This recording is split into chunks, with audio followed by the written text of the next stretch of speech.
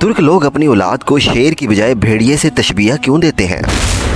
अस्सलाम वालेकुम प्यारे दोस्तों, उम्मीद है आप सब खैरियत से होंगे। एक न्यू वीडियो में खुशामदीद।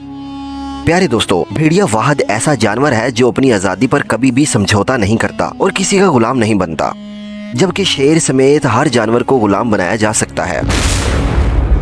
भेड़िया कभी मुर्दार का गोश्त नहीं खाता और यही जंगल के बादशाह का तरीका है। और ना ही भेड़िया किसी महरम मोअन्नस पर झांकता है, यानी बाकी जानवरों से बिल्कुल मुख्तलिफ भेड़िया अपनी माँ और बहन को शहवत की निगाह से देखता तक नहीं। भेड़िया अपनी शरीके हयात का इतना वफादार होता है कि इसके अलावा किसी और मोअन्नस पर झांकता तक नहीं, इसके अलावा किसी और मोअन्नस से ताल्लुक कायम नहीं करता।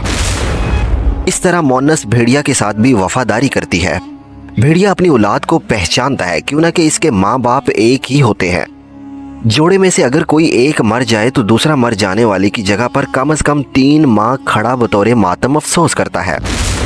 भेड़िए को अरबी जुबान में इब्नुल अलबार कहा जाता है, यानी नेक बेटा, क्यों ना कि जब इसके वालिदैन बूढ़े हो जाते हैं तो ये इनके लिए शिकार करता है और इनका पूरा ख्याल रखता है। इसलिए तुर्क लोग अपनी औलाद को शेर की बजाय भेड़िए से तशबीह देते हैं। इनका मानना है कि शेर जैसा खूनख्वार बनने से बेहतर है भेड़िए जैसा नस्ली होना चाहिए। प्यारे दोस्तों, अगर आपको ये वीडियो अच्छी लगी है तो आप इस वीडियो को लाइक और शेयर करना नहीं भूलिएगा।